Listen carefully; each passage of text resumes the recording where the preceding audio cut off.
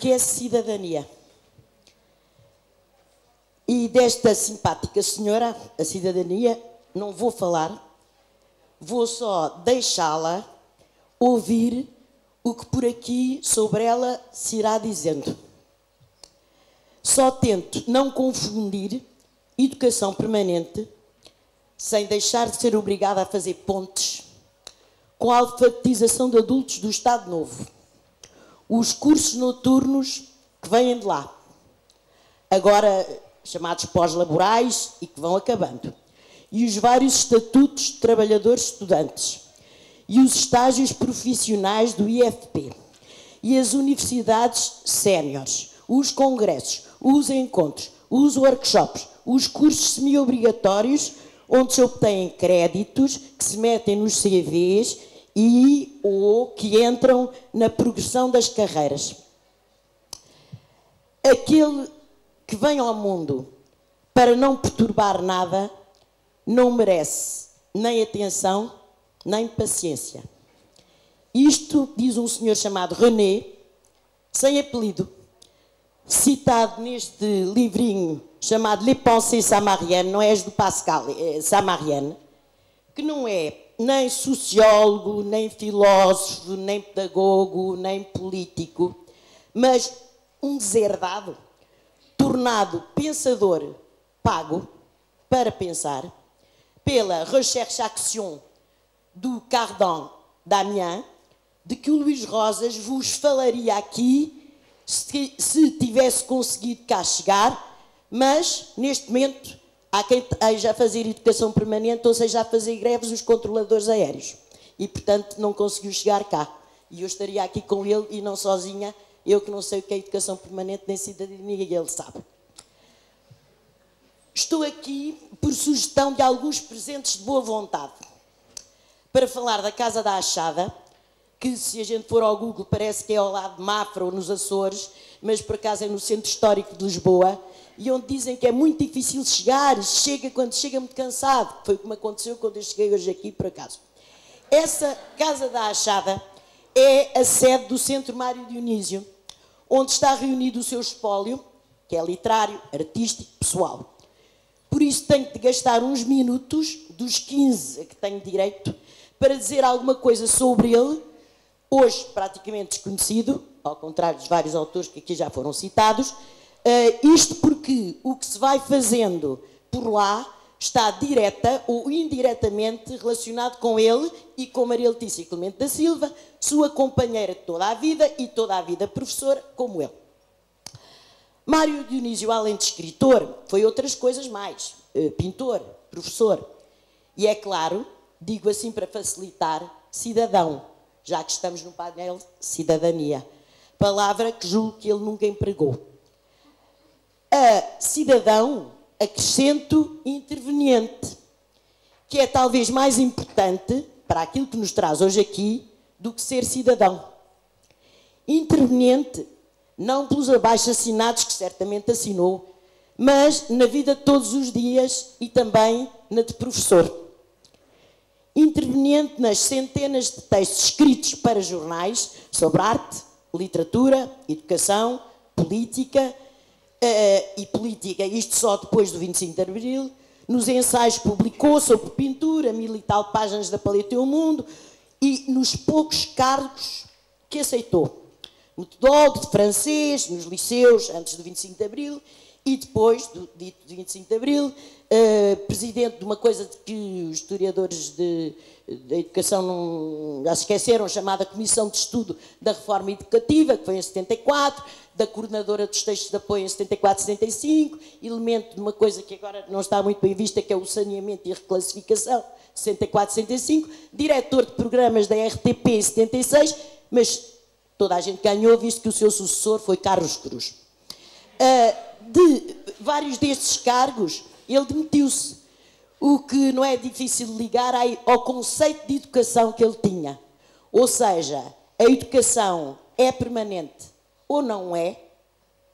A televisão é educação permanente ou não é? O bom senso levou-o, aliás, a recusar ser Ministro da Educação por 2 vezes, senão fosse assim, tínhamos mais um rol de missões e que davam muito trabalho. Pronto, Mário Dionísio não foi Paulo Freire, nem Ivan Illich, que tanto me interessam a mim. Foi um professor normal, formal, mas que acreditava na escola, nas novas pedagogias e didáticas, o ensino ativo, que fariam a sua transformação, a transformação da escola e do mundo.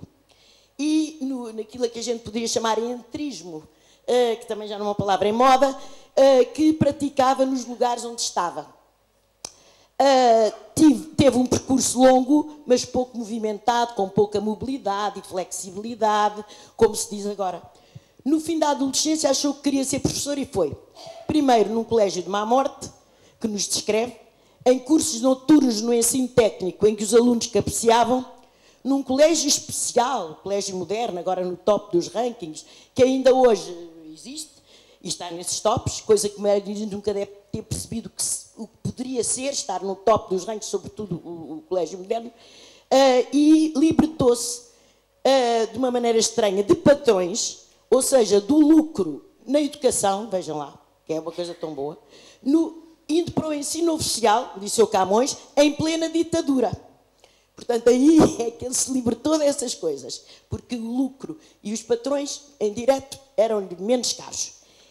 Evidentemente, com muitas queixas. E foi, depois do 25 de Abril, 8 anos professor na Faculdade de Letras, de quê? Isso é que é engraçado. Uma cadeira criada na altura com características, segundo vários, pouco universitárias, porque era tentar ensinar que os alunos não tinham aprendido no básico e no secundário, já fora da idade. Portanto, educação permanente, mas universitária. E disto gostou menos.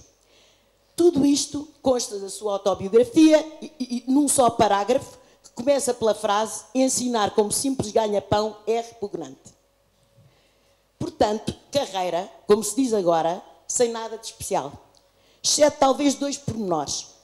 Ter-se sujeitado, digamos por vontade, a 2 situações em que a educação permanente estava mais à vista.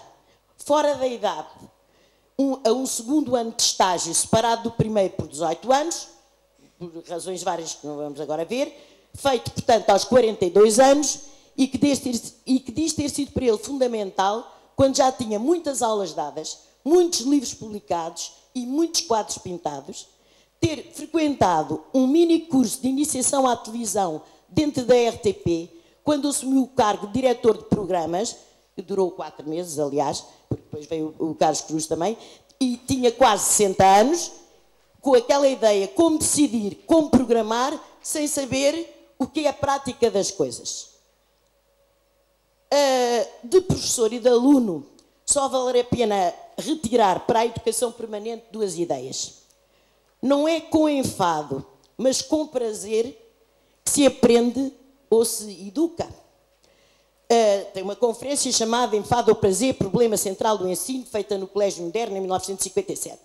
Portanto, se repete o enfado fora da escola, imitando a escola, onde o enfado tem tendência a imperar, para que é que serve uma educação permanente, que eu não sei o que é, para lá de dar diplomas?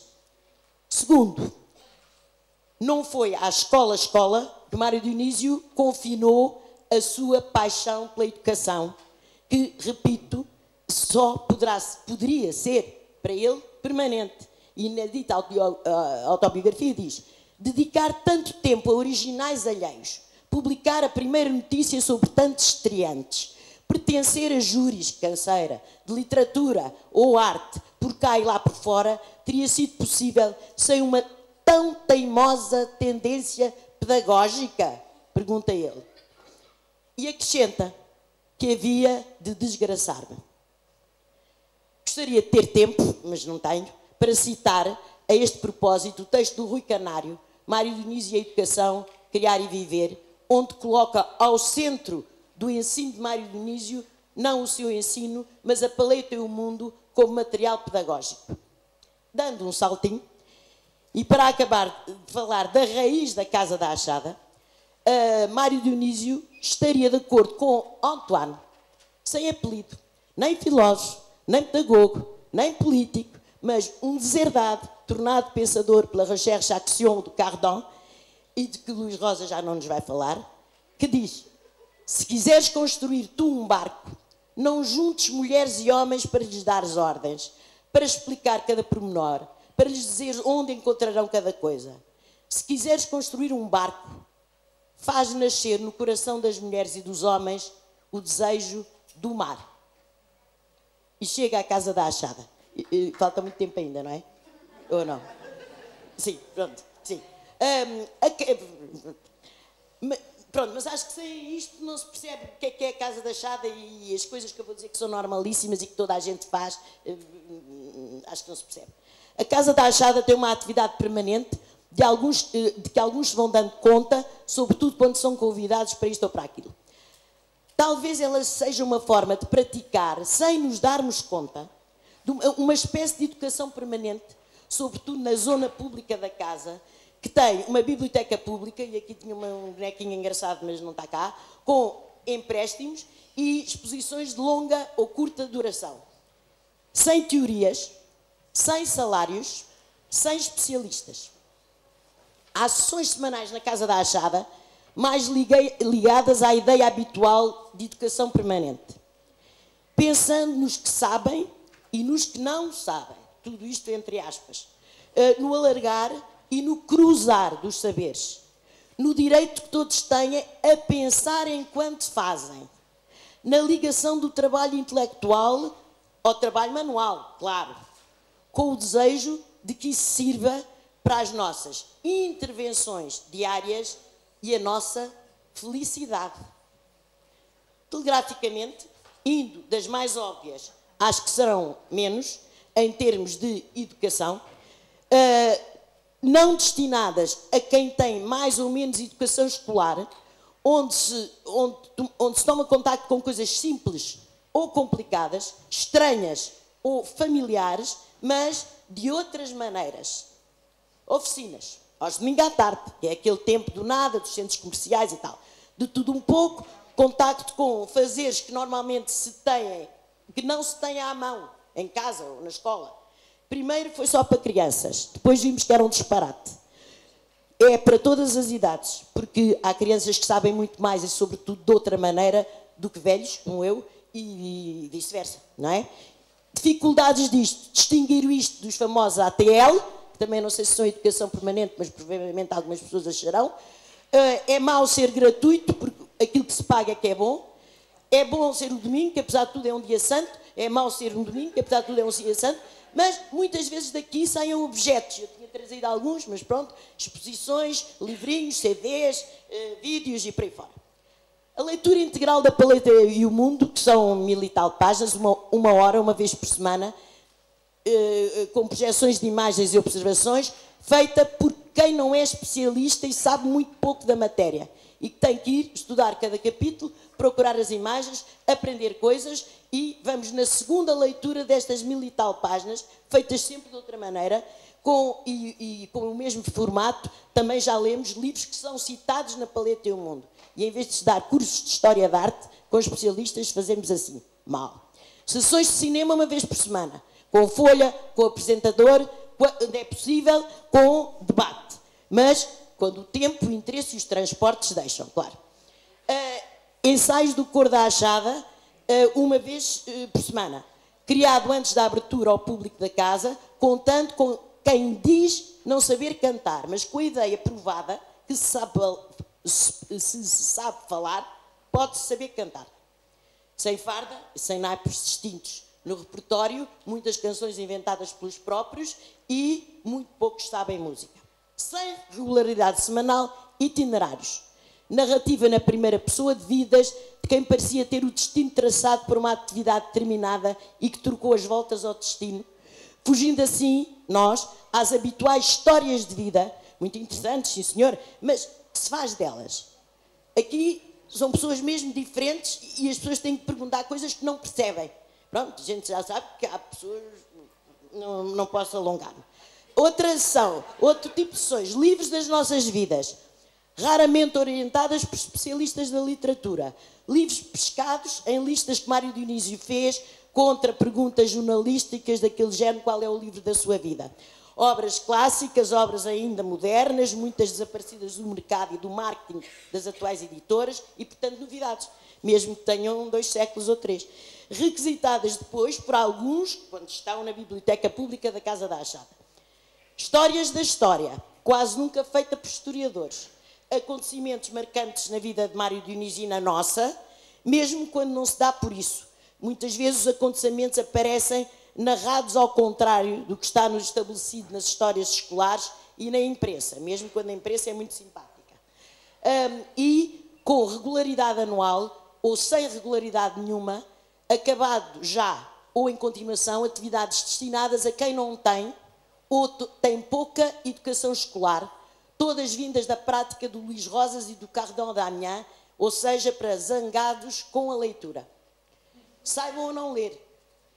É a leitura furiosa, que põe 3 dias pessoas em contacto com um escritor, não para os escritores fingirem que eles podem vir a ser escritores, porque raramente acontece, por mais inspiração que tenham, mas para saberem que os escritores são de carne e osso, podem comer com eles, podem discutir com eles, podem fazer textos onde eles aparecem sem ser relatórios, por exemplo, etc. E que tem uma coisa final de leitura pública por atores e desenhadores ilustres, e há uns livrinhos ali na nossa banca que dão um bocadinho conta disso, e que se faz ao mesmo tempo em Amiens, no Porto, em Beja, e depois vêm os textos dos outros sítios todos, que são traduzidos, muitos deles, etc. E, portanto, em 2 dias está feito um livro e há centenas de pessoas, nós, dezenas, mas aqui, não é? Mas centenas, que estão numa mesma ação e tomam contacto com uma realidade, também passam por bibliotecas e livrarias, só para saberem que no mundo há um sítio onde há livros.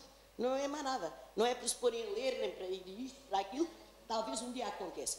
Um novo guia de Lisboa, em que os sítios culturais, que agora temos tantos turistas, tanto vêem, são vistos por pessoas que passam por lá às vezes todos os dias e que nunca olharam para tal e que têm coisas para dizer, e editamos, também ali na banca está isso. E uma coisa que era isso que eu gostava daqui passar, uma cantata de Algibeira que se fez primeiro no Teatro São Luís e depois no Largo da Achada, primeiro com piano de cauda, depois com concertina, com escritores eruditos, com compositores eruditos, com essa tudo, e com 50 pessoas no palco, algumas que não sabem ler nem escrever, outras sim, porque não vamos discriminar quem sabe ler e escrever. Ou seja, é importante as pessoas cantarem umas com as outras, e era um coro falado sobre o dinheiro, que eu gostava que vocês dissem um bocadinho, mas não há tempo. E foi daí que nasceu o grupo de teatro comunitário da Casa da Achada.